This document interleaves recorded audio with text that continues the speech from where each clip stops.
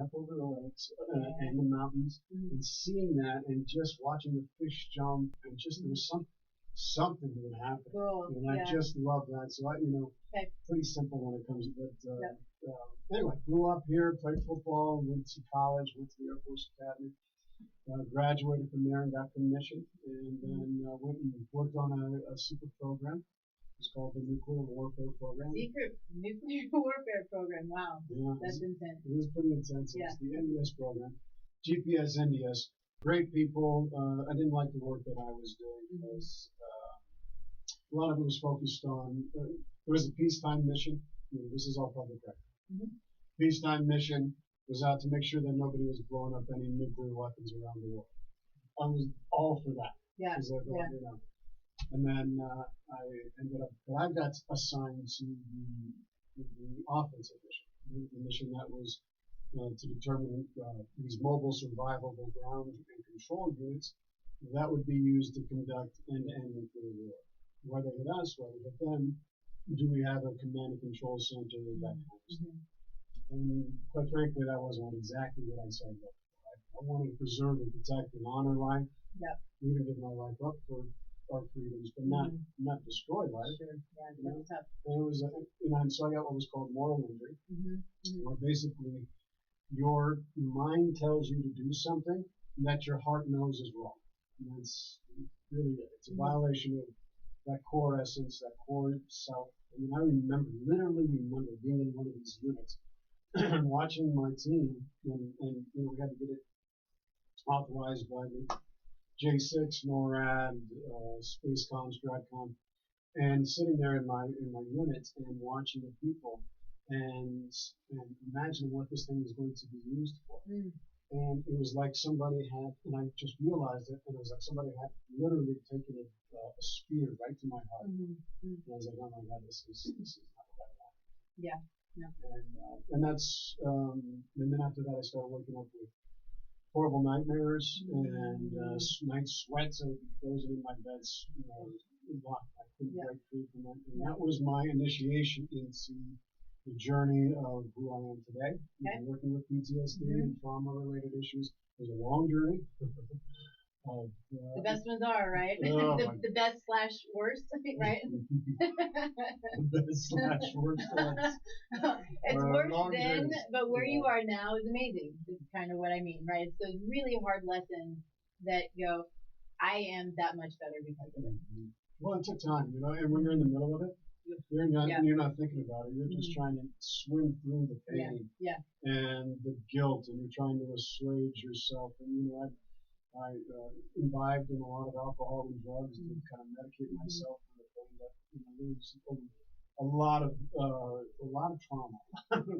Family trauma. There was personal trauma and stuff from the military. All this stuff that we're going to talk about, the epigenetics that I was born and raised into, and then just the relational things that I would end up getting myself involved in. All of these things, and it was just me trying to find my way out. Are you familiar with the hero's journey? I am. Joseph Campbell's hero's journey. Yeah.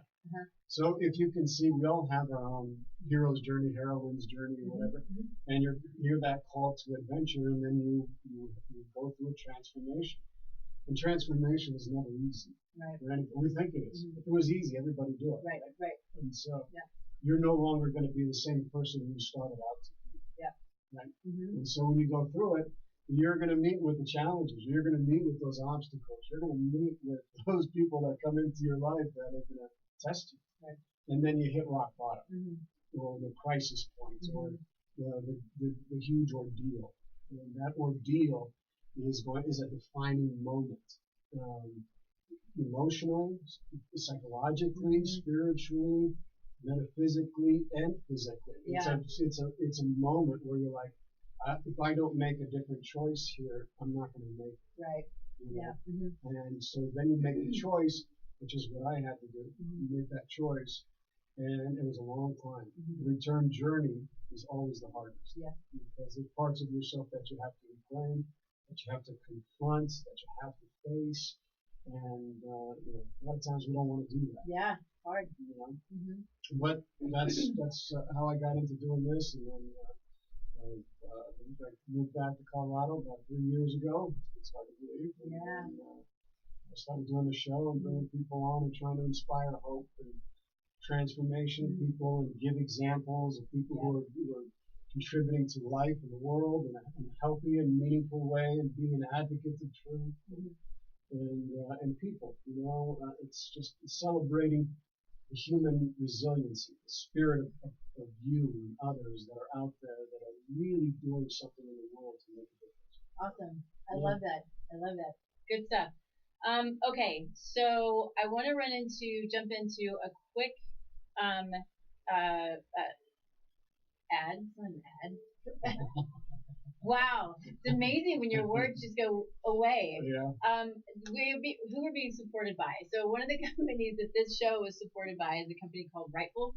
And so Rightful is an interesting supplement. If you watch the show, you've heard me talk about it quite a bit because I love it. I'm taking it. But it is in a coconut milk base and it's a turmeric supplement. And so it initially was brought to us for pain management. And so it's being used now in pain management clinics, which is amazing to me because we have allopathic medicine using naturopathic supplements, right? And I just think it's a beautiful thing.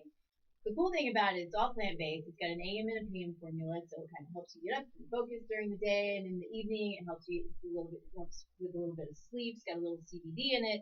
It's a really great product. And what they're showing now is they're starting to do more research on this product and the ability to help you focus and to sleep and kind of bringing calm during your day, calming some anxiety and things like that. So it's a really interesting supplement. What you can do if you're interested in it, and I would tell you to give it a try. You gotta give it at least a month. I would say a couple of months. I did notice a difference in a month. Give it a couple of months, especially if you're using it for pain management. You want to give it a little bit of time. But it's Rightful. You can go to rightful.com, put in the code TLN20 as in Taste Life Nutrition 20, and you'll get a discount. Give it a try. It's good stuff. So I appreciate Rightful for supporting the show. Mm-hmm. Now, let's get into some fun stuff. When we were talking about this show, we don't really have an outline for the show. I have thoughts and ideas, but we're going to just kind of see where it goes because it really can go as wide and as deep as we want it to. I also want to preface this with I'm fairly new to the world of energy, which is weird because energy is as old as time, right? God is energy. We are energy. That's how we are. But I want to start it with, I think this is how I want to start it anyway, with my own story and understanding where I come from, because I think a lot of people come from this place, and then we'll kind of dig into what it all means. So, I grew up a Christian. I'm still a Christian. I do my Bible study. When I talk about my morning, routine, it's about an hour, and I'm doing some meditation and some affirmations and my Bible study. Right now I'm studying James 1 and 2. Thanks to my mom. She sent it to me. Those are great. Yeah. James 1 and 2 is great. Yeah. It is. It's good timing, which is why she sent it to me. It's like, this is a time where we need to have that faith. And it was great. It is great. I'm still in it. And I tried, this is my regular, my gratitude. All of these things is what I do on a regular basis. Now, growing up though, I didn't know anything about energy, and you didn't really put it all together. And as I got older, and I would hear people talking about, energy, and us all, we're connected by energy, and all the energy out there, and rocks have energy, and all of this energy, I was like, I don't know about all this. This is way woo-woo for me, and I just don't. I love science. I love data, and I'm just really not woo-woo. I have lots of woo-woo friends. Mm-hmm. So I don't mean to draw this out, but what happened is we met up with someone who grew up as a Christian. She's also a therapist, and she calls herself Woo. And she, yeah. That's great. Yeah. And so she helped me, as well as in me searching and reaching out to other people who I know are good Christians, whatever that word means to anybody, right? But that have the faith, but also understand, at least now that I understand that they know about what it means to that we're all connected and what this energy means, right? And so it has brought me to the place of, now being positive and what positive puts out there. And this is the stuff that we'll get into. And then what it looks like to create our own health, right? Because that's also what we want to get back to is we have so much negativity right now and craziness and all of this stuff going on that we can't let that energy in because we need to put out the good stuff, right? And if we let it in, it's going to impact our health, our immune system, our mental and our emotional health. It'll affect every part of us. So I'm getting a little long-winded, but I wanted to kind of paint that picture of what where I am, and I'm still a newbie, and so which is why I'm excited about this because I'm going to learn a lot from Charlie, but it's going to be a really great conversation. And anyway, so I appreciate that, and I think maybe we start with I don't know. With that said, what are how do you start with people? What do you feel about keeping sanity during quarantine? And then we'll just kind of maybe go from there. Does that help? Yeah, no, okay? absolutely. There's so much that you've so much. articulated there, and I just want to be able to touch on a few things that I think are really important. Prior to World War II, there was no real sense of that energy came before matter. We didn't really know that. I mean, it was living your life. You worked the ground, you worked the land. Our grandparents, they wouldn't have been, they didn't think about these things. Yeah. It was the introduction to the nuclear age, because coincidentally, that led us into this understanding of, oh my gosh, energy actually comes before matter. It is when they blew up those weapons that we were inaugurated into this new understanding about how the universe and ourselves are organized. That, yes, thought comes before matter. All right? That we have to think of an idea. That idea might be to write a great book. That idea might be to make a new table or to have a radio show. Right? That idea starts there, and then it has to move through our system in order to be able to come to reality and to the physical form. And so learning and understanding that process has been kind of the shift that we're all going through. And then you add into that quantum physics. And I love quantum physics. It's so cool. Yeah. When I went to the academy, we studied aerodynamics, we studied thermodynamics, and we had to understand, how can we maneuver the laws of the universe? Because everything is governed by laws. Gravity. If you and I both stand at the edge of a cliff, it doesn't matter. If we both jump off, we're both going to fall. We have to work and understand the laws. And quantum physics has laws as well. They're different. They don't quite fall into the Newtonian idea of the world. And so when you get into the quantum field and they were looking at what's really at the smallest level of existence, they look and they go right into ourselves and they go right into the atoms and then they see the nucleus, but the electrons would be way out here. There's so much space. There's so much space. Yeah. Like if you actually did it proportionally, you and I here being like the nucleus, the electron would be out in Utah somewhere. That's amazing. It is amazing. It's like mind-boggling. And we're still trying to understand it, how it all works. Yeah. But we're figuring it out. We get it it's technologically. The stuff that we're doing instantaneously on our cell phones now, that's all attributed to the understandings of the laws of quantum physics, that energy comes before matter. You can sense in your own body your own system changing. And I'll give you an example. You felt somebody's vibe before, right? You can walk into a room and they feel negative, right? You can that guy's got some negative vibes. Yeah. Or that girl, she's got some negative vibes. What do you think that is? You're sensing that person's energy field. You're able to sense what's going on almost instantaneously. You're intuitive knowing. Where does that come from? How do you know? Because we're starting to understand that we're more than just the physical matter that we appear. When you go into your body, you're 99.99% space. And so how do we learn to work with this? You know, how do we learn to be able to incorporate that into our understanding of spirituality and faith? And when they look at that, they see in the quantum field that everything is connected, interconnected, that we're all this field, we're moving in this field of energy that's all around us, that has composed everything. And so now we're starting to be able to say, well, how do I manage my own system? How do I take care and stay healthy energetically so that I'm not picking up a lot of negativity? You know, we're even using it in our language. The negativity, what do you mean by that? It means you're sensing something that this person is giving off that is affecting you. Have you ever been in a situation where you were like, you sat around with some people and then all of a sudden you came away from it and you felt it drain? Have you ever? Yeah. Oh yeah. That's it. Yeah. And we all know it, but we're not making it's hard to grasp. Yeah. It's hard to grasp. It's hard to be able to connect to that. But it's one of the most fascinating, one of the most liberating things too, because now we become connected to everybody that's around us. So what I say and what I do impacts not only myself, but it impacts the people around me. Yeah. Because now we don't get an excuse. We don't have this illusion of separation anymore, because the more we understand, the more we dig deep, the more we realize that everything is connected on the deep energetic, cellular, molecular level. Yeah.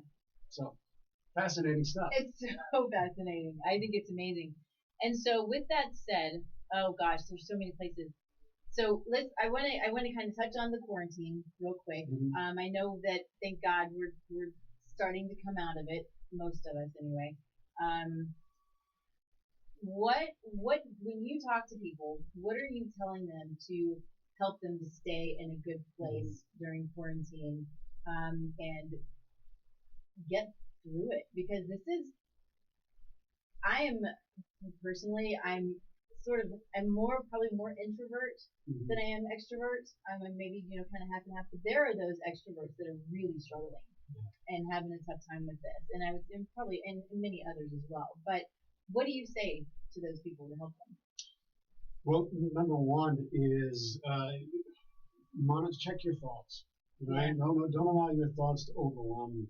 Very often what people don't recognize is that your thoughts are so powerful, they can impact and change the quality of your life.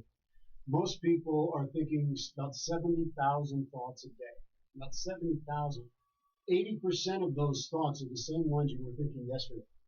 All right, and so if you're thinking negative thoughts and you're thinking about how bad this pandemic is, or this quarantine, and how this is miserable, and how this, guess what you're doing? You're programming yourself, you're programming your body to actually feel these things. And the science shows that we are actually, the more we think a negative thought, the more we think some thought like, I'm so angry about what's going on that well, guess what? That is sending signals in your brain to your hypothalamus to create peptides and neurotransmitters to make you feel that feeling all the way down at the cellular level. Yeah. That's how powerful it is. So it's amazing. It's crazy. Yeah. And you will actually feel that. So if I'm angry and I'm thinking angry thoughts, and I'm always like, well, guess what's going to happen? I'm going to feel all knotted up right here. I'm going to get the furrow in my brow. I'm going to be angry. I'm going to see everything in my world as being reflective of the anger that I'm feeling, so it feeds me even more. And so I'm constantly feeding that. And guess what? There's receptors on the ends of your cells. And those receptors are plugged into those neuropeptides. They're plugged into those neurotransmitters. And they're all those chemicals that get sent through the entire body that go onto the edge of those on the outside of the cell that feed for that particular emotion, whether it's anger, whether it's grief, whether it's shame, whether it's resentment, whether it's joy, whether it's gratitude, whether it's care, whether it's all of those things are connected chemically. All right. So what you're feeding yourself in your mind is so critical. And because if you're feeding yourself all these angry and resentful thoughts, guess what? Well, now when the cells, because billions of your cells are dying right now, and at the same time, billions are being reborn, they're being remade. And every 7 years, we have a new body, like literally. It's crazy, It right? is crazy, yeah. And so what you feed yourself through your thoughts will actually impact the influence on the cells and how they divide.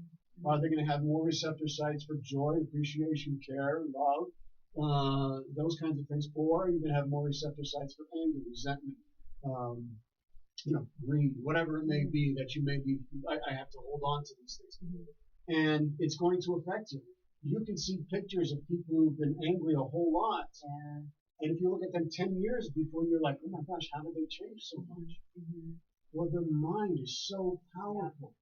Your mind is more powerful than anything, and you get to choose how this pandemic affects you. Yeah.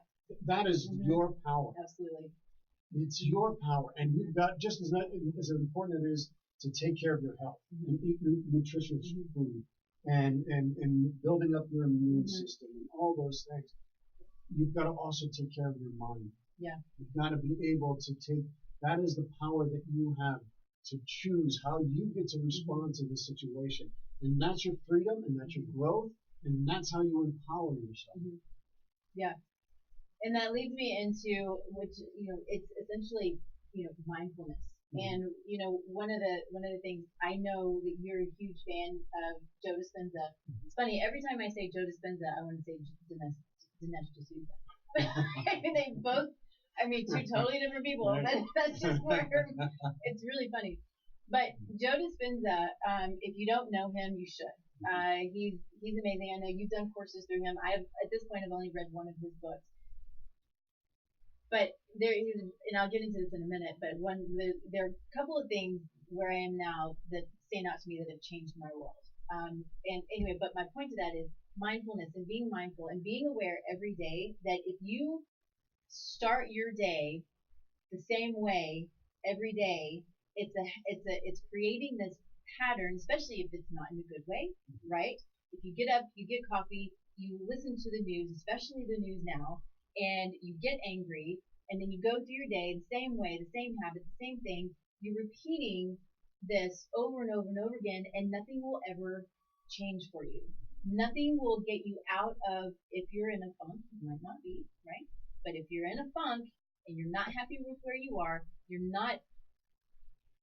want more, but you're not getting it. You've got to get out of, you've got to break the habit of being yourself, which is the book that I read from Joe Dispenza.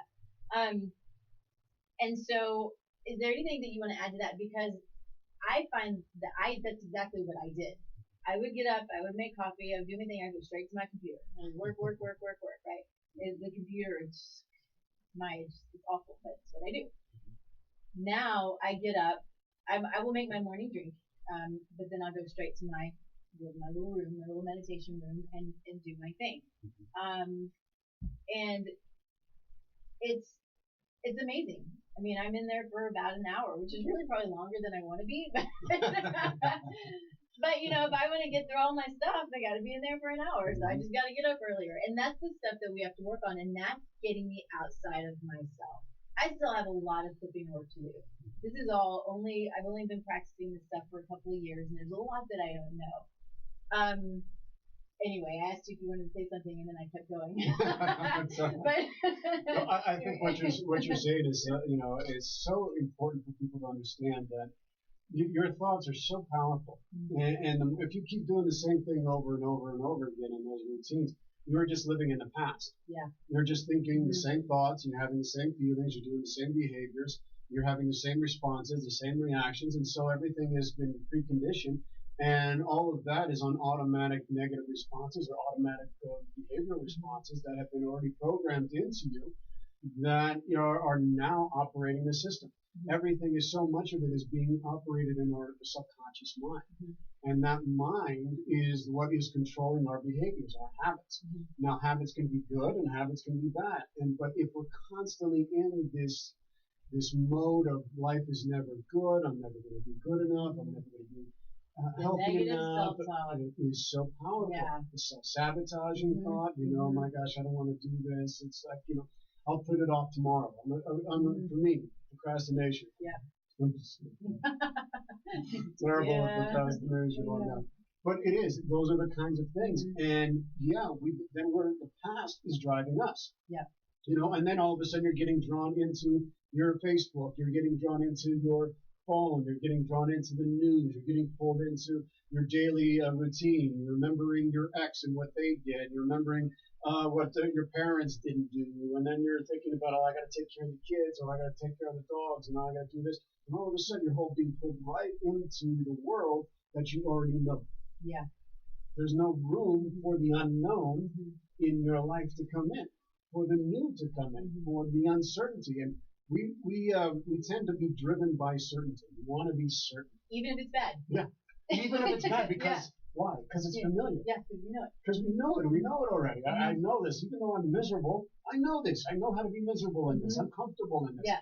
And pushing ourselves outside of that unknown, outside of that comfort zone, is be very difficult. And it can get harder as we get older. After about age 35, I think we become a little bit more, our personalities can be very cemented in that time. So to start unraveling it and add something, it takes a little bit of effort. But we can still do it. Sure, I've done it. Yeah. I mean, same. I'm 48 now.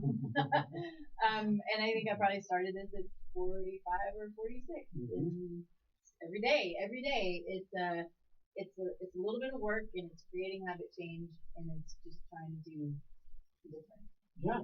Well, it's adding something new. Right. Even if it's just one thing a day, you're changing your routine. You're changing your thoughts. You're saying, you know what? I'm not going to keep saying I'm not enough. I am enough. Yeah. I'm going to keep. I'm going to do something. I know I'm a procrastinator, so today I'm going to do one thing that is going to help me. And even that's just picking up the phone and making a phone call. Yep. Whatever it is, you're rewriting your script. You're adding something new, and your brain starts to fire new neurons.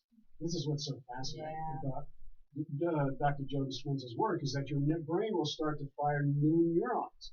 And they'll see it. They can actually see it under the microscope, where that neuronal connection will link up. And the only way it stays linked is if you keep repeating that new way of being. Maybe it's a new diet. Maybe it's We don't use that. We don't I'm use just that. kidding. Just got I don't like the told word. them we don't do that. I'm like, go ahead. Maybe it's a new way of eating. Right. It's a new way of eating. Maybe it's a new way of, dressing. Maybe it's a new way of writing. Maybe it's trying something that you never thought you would be, painting. Maybe you want to learn how to paint or gardening. Radio show. Do a radio show. You don't ever do a radio show. You're doing great. Yeah, it's awesome. But you're opening yourself up to different parts of yourself. And by doing that, you get new neuronal networks that form in your brain. And it's by repetition that we form those new links. And so how am I going to think today? Am I going to think past thoughts? Or am I going to be thinking about what can I do today? And it's really a forward-looking way of being. And now the science is supporting what a lot of those teachers that I talk about in my show and have been trying to get us to understand that you got to live in the present moment. Yeah. You got to get fully present. Otherwise, the past is going to push you around and control you. And now we have the science to back up with what they were saying. It's amazing. Okay, real quick. We are on KUHS Denver, streaming live. This is an amazing station. I think that we are, at least last I heard, fifth in the country, or third, something like that. I don't know. Reaching over 100,000 people. Good stuff. Yay. Yeah, it's an awesome station. So All around and thank anyway, you. yeah, good stuff. Thanks, Henry, for all your hard work. He's back in the back. Okay, so I want to hit a little bit on Joe Dispenza, and I want to tell you there was so the first thing, there are two things that just blew my mind as in nutrition, right? One was when I was in school, and it was understanding food as a language. And I've said this on the show before. I say it all the time now because it blew my mind. It makes you totally see food in a different way. So we see food as, fun, and sometimes we love it and sometimes we hate it, and we have great relationship with it or terrible relationship with it, or we don't care about it at all, right? But food is, it's what gives us life. For the most part. But when we look at it as a language for our body, and it tells our body what it's supposed to do. So if we're eating good, healthy food, we're sending a good, clean, clear line of communication to our cells, to our DNA, and our body runs like a top, right? If we're eating processed foods, fake foods, chemical ridden foods, then we're sending an unclean, a really unclear line of communication to our cells and to our DNA. And over time, our body goes, it starts to sputter, doesn't know what to do, and then you start to get pain and inflammation and fatigue and brain fog, and we think, oh, well, it's bad luck or bad genetics or it's age or whatever it is. When it's what we're putting into our body, what we're putting into our head, what we're putting on our skin, all of these things. And so this goes back, it's all related, it's so cool. I'm such a nerd. The next thing that blew my mind, again, related to all of this, is when I read Joe Dispenza's book, and it was, again, Breaking the Habit of Being Yourself. And in there, he starts talking about epigenetics. If you don't know what epigenetics is, we have, just really quick, science lesson, we have our genome, right? Our genetics, it's our skin color and our hair color and, these things. Epi, though, means on top of, essentially. So it's locations on top of our genes that have the ability to turn on and off. All of them turn on and off. Now, they can turn off minute by minute, second by second, over a month, over years, whatever it is. But they all do it based on our lifestyle, stress, negative self-talk, positive self-talk, food, movement, family dynamics, environmental factors, environmental toxicants. Everything that we do turns our genes on and off. Now, that led me to my little tagline, which is, we do have control over our genetic destiny. Then I read Joe's book, and he gets into this, and what he says is epigenetics is proof that we have I wrote it down. We have free will. And I just went, what? I don't know why free will wouldn't come to me. But as a Christian and growing up and believing that we do have free will, that, and that we make our decisions and we have the ability to make the right decisions or the wrong decisions, it's our choice.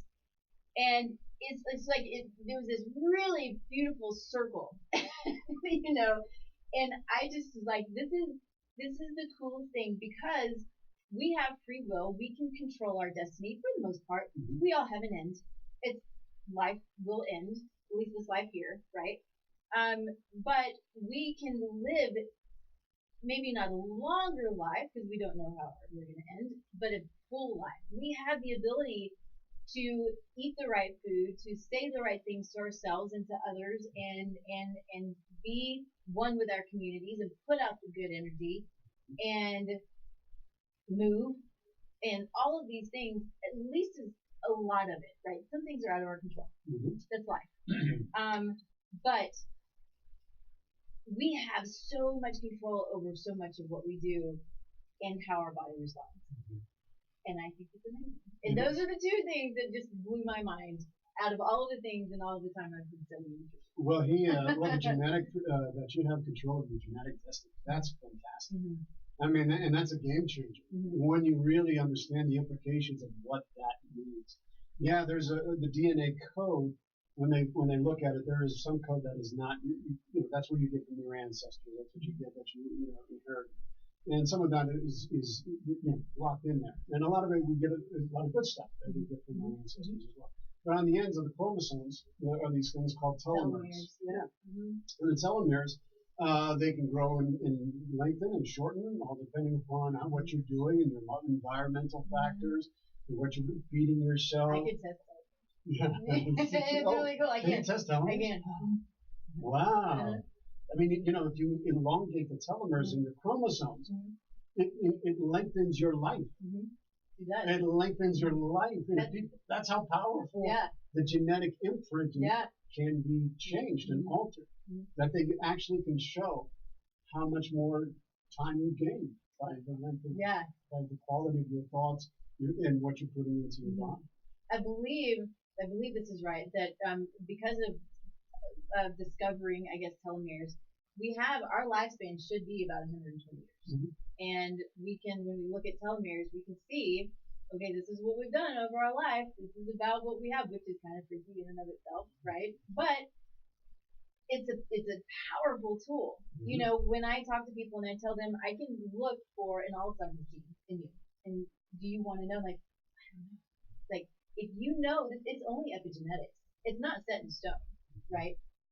The Alzheimer's gene is an epigenetic mutation, for lack of a better word. And if you know that you have it, because I do, if you know that you have it, then you know how to control it. You know the things to do to not allow it to happen. I mean, having that power, and again, it's accountability. It's on us. It's on us. It's not on anybody else. So we have to want it. We have to want to do it. Yes. But I mean, it's such amazing, powerful information to know and then go, okay, I can take care of that. Even if you have to go to somebody to help you, right? That's why I do what I do, and that's why I have other people help me do things that I don't know how to do. Mm-hmm. But that's what we're here for. Anyway, it's just phenomenal. Oh, well, yeah, you can think about that. But then it no longer gives you an excuse to not take control of your life. And you can, and that, or at least you have the power. You can't influence somebody's free will. Right. They're going to do what they're going to do. Yeah. But now that we recognize this and understand how much of our attitude, how much of our power that we really do have, that we are, another great book is Dr. Bruce Lipton. He's about the biology of belief. Yep, I've got his book. Fantastic. Mm-hmm. And how much it's our beliefs that influence our biology. Yep.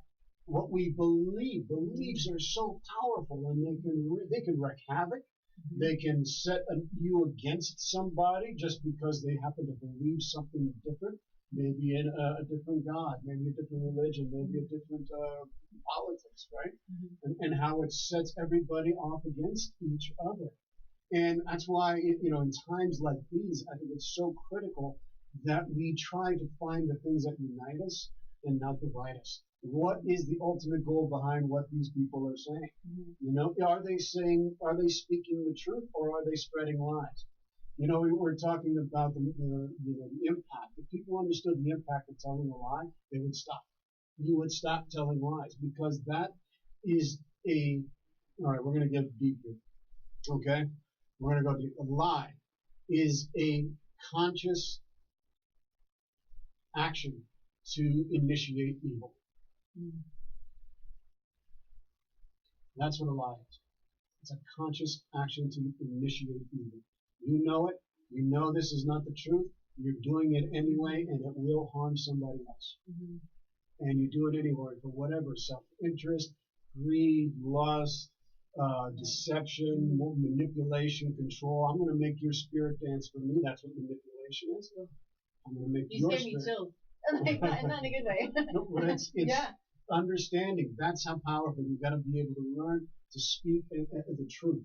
And start with your truth. Start with that. Start at aligning yourself with those kinds of things. And if it doesn't resonate with you yet, don't do it. But listen to people who are speaking and coming from that place. We don't have all the answers. Mm-hmm. But we want to be with people who are seeking the truth. Who are trying to seek the truth and be in alignment with love. Those kinds of things. Right. And lying has an impact on your health as well. Yeah. Liars do not heal. Mm-hmm. They do not heal. Yeah. Liars do not heal. Yeah. They don't. So you can have you can have the best eating habits. You can have the best kind of physicality. You can do all those things. But if you're lying to yourself and you're lying to others, you'll never heal. There'll always be something that comes up. You just won't. Somebody who's honest and is smoking cigars is going to do better. You got to be honest with people. You got to be honest with yourself, and being a truth teller, speaking the truth to the best of your ability. And the science helps you. Mm-hmm. What beats better science, or what beats science? Better science. Right? Yeah. Right. So, every day, hopefully, science is getting better. Science is getting better. And I can speak to this from the truth of having I've lied before, I've betrayed people before, and I know the impact that it had. Because you think you can get away with it, but lies have to be defended, and the truth never does. Yeah. Yeah. Why? Because it's the truth. Yeah, you have, once there's lie, it's just like this nasty little downward It's a spiral. downward spiral. And you're just constantly lying. Yeah. Well, it's just a terrible feeling. It makes me naughty just thinking about it. You know, Well, and if it starts out as a lie, everything that follows is a lie. Right. And I think what's going on here, that's why understanding your energetic system, your energy, your capacity to sense and know the truth about things in you is so vital and important in a time where there is so much misinformation, so much distraction, so much propaganda, so much conspiracy theories and all these. You've got to know yourself. Right. And eating healthy, keeping your mind clear, keeping your heart clear, and aligning yourself to the people who have spoken the truth. But you got to do it in you. You've got to do it with you first. Yeah, absolutely. Cool. Okay, so this is going to be another. No, this is weird. I need to take a quick break and let's talk about Zymogen. There we are. Thanks, Henry. He rocks. Henry rocks.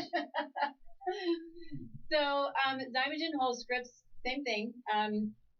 Zymogen's a great company. I appreciate them. I love that they support this show because they are data driven. They look after their clients, which is the practitioner. They look after the practitioner's clients and patients. They will not put out bad products. And so it's interesting because I decided to put these two products up there because I've said multiple times on this show that I have a hard time with focus sometimes, maybe a lot of times. You know, I sit and I work at the computer, and it's hard for me to kind of finish tasks. And so, and actually, was just told yesterday, I'm working on my brain health, which is kind of cool and fun. I have some chiropractic friends that are helping me just optimize. Right, I want to optimize. I want to optimize my brain and be healthy. I have the Alzheimer's gene, and I'm 48, so it's time to optimize, right? Yeah. Anyway, so I accidentally came across these two products. I used them separately, but then I used them together, and mostly it was doing it for working out.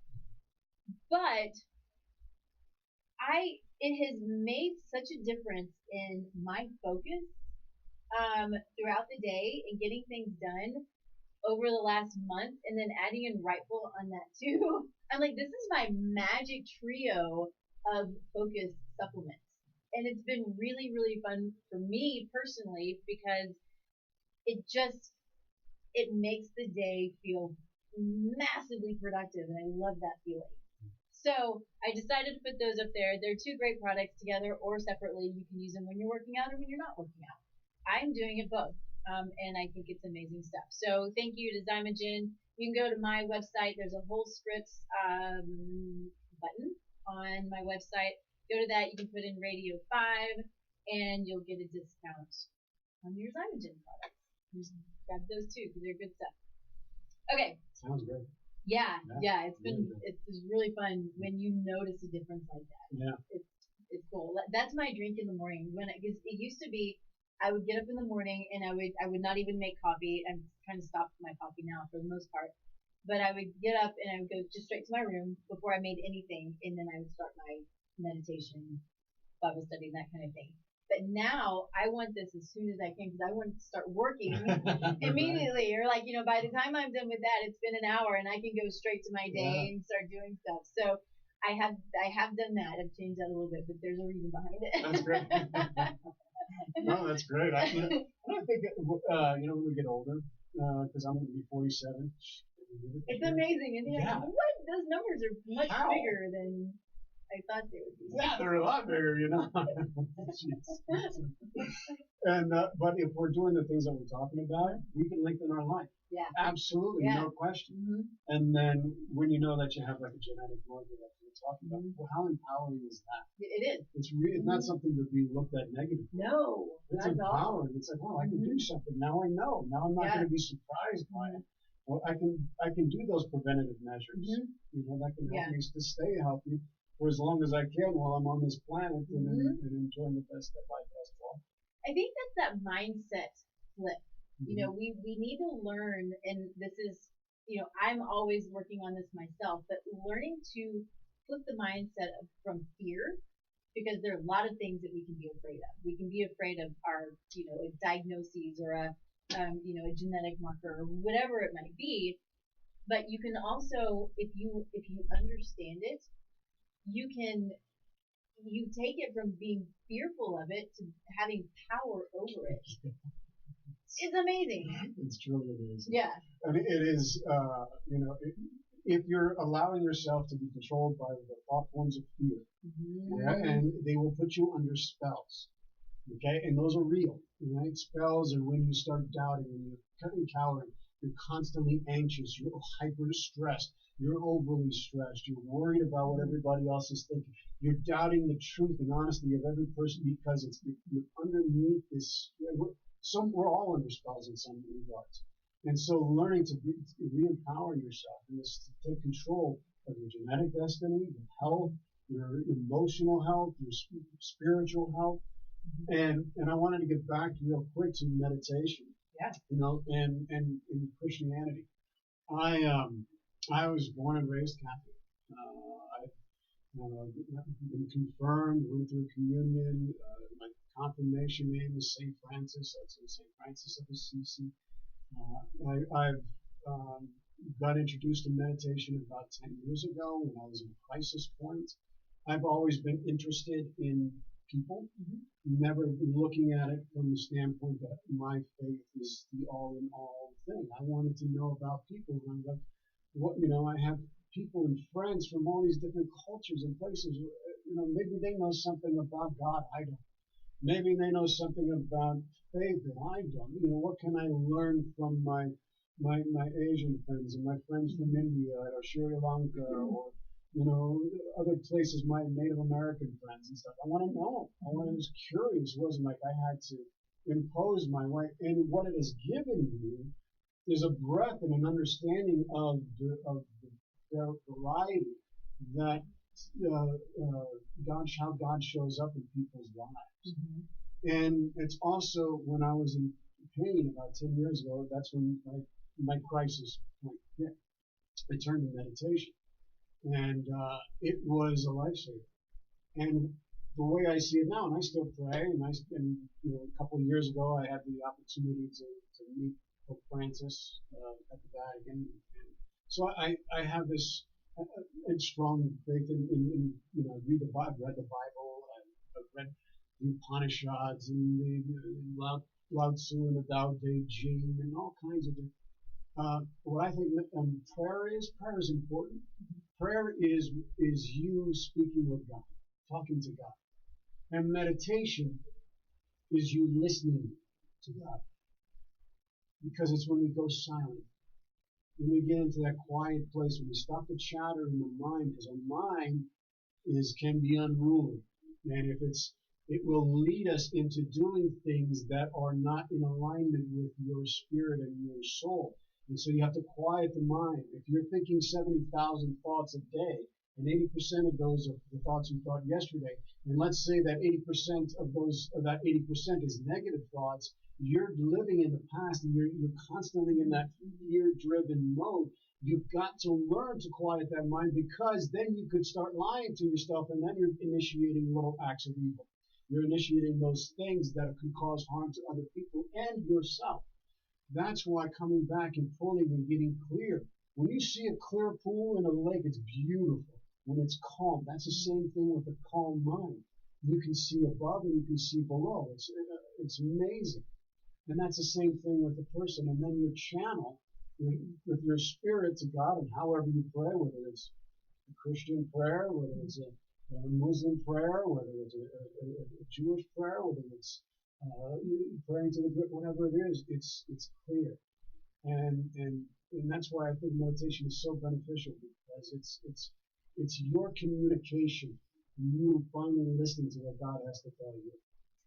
I want to thank you for saying that, because it's interesting, going back to my own history, is there's a thought, I think, by a lot of people, I think specifically Christians, it may be outside of that as well, but what I know is right the Christian community, but is that with meditation, with yoga, they say during it, clear your mind, empty your mind, and be free from all of the stuff. And what I've heard on multiple occasions is that when you clear your mind, it leaves a space for evil.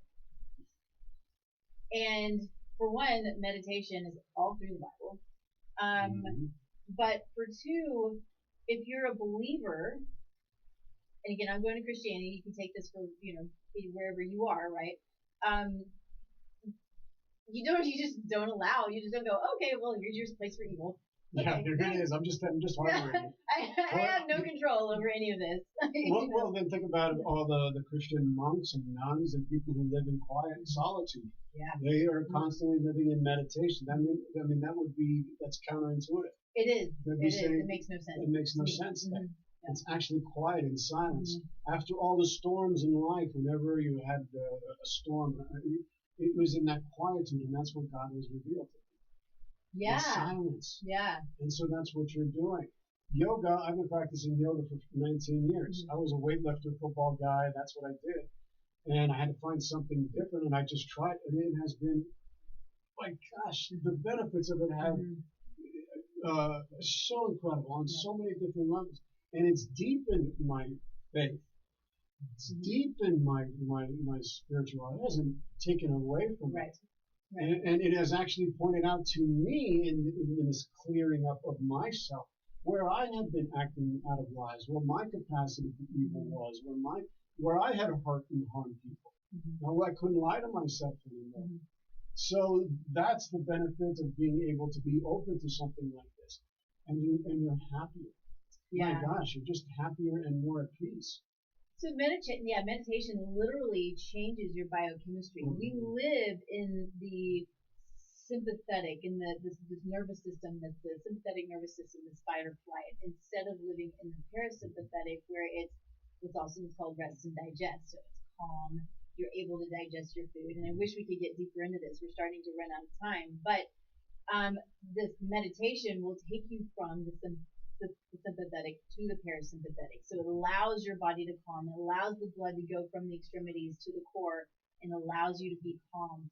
And I also want to add to it, during my own meditations, when you are emptying or you're focusing just on your breath or the one thing, maybe you have the one thing that you want to focus on. This is what I need to get done, and I'm going to focus on when it's done because this is what I want to happen, right? This is part of creating your future. But the things that come to you when you are quiet and you're still and you don't have the noise of all of the other stuff. I've had, I've booked ideas and things like that, and the titles have come to me, and then other ideas have come to me, and all of these things are like, holy smokes, I was just laying here, and to me, it's like you said, it's then I'm listening for God to tell me what's my next step, what am I supposed to do, and that's that. I think that because I've never heard anybody say it that way until you said it, and it's beautiful. And again, I think it's kind of transformational in a sense because we don't really think of meditation as when God's speaking to us, and that's what it is.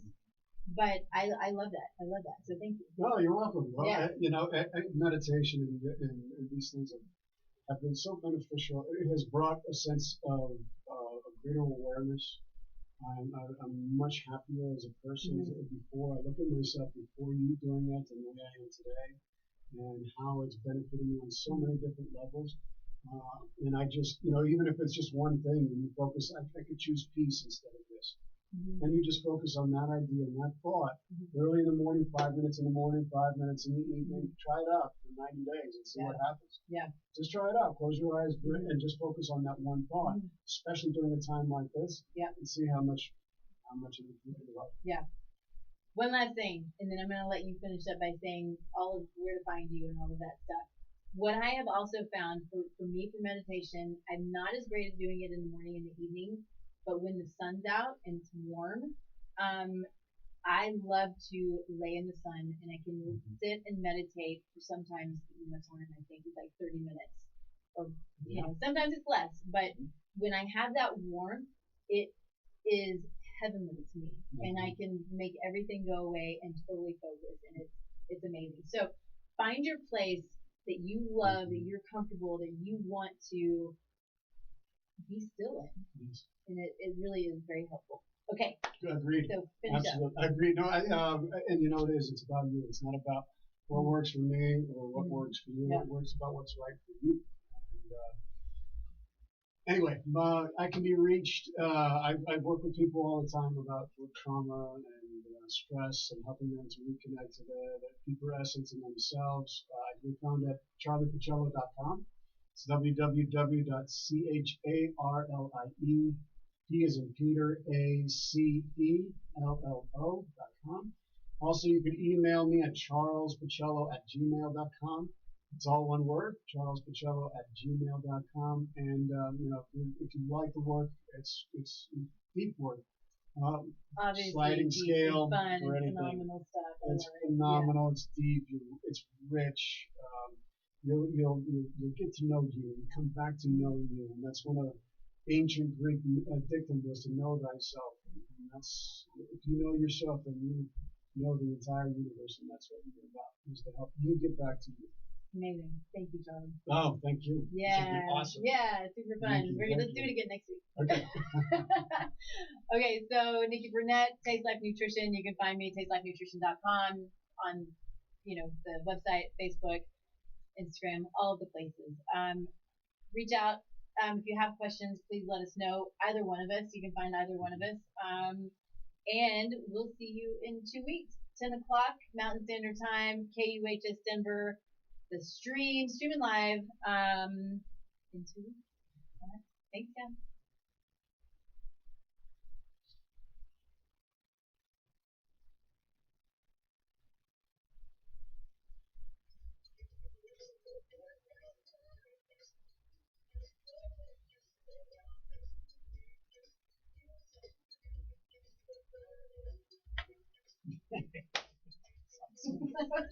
That was really fun. That was a lot of fun.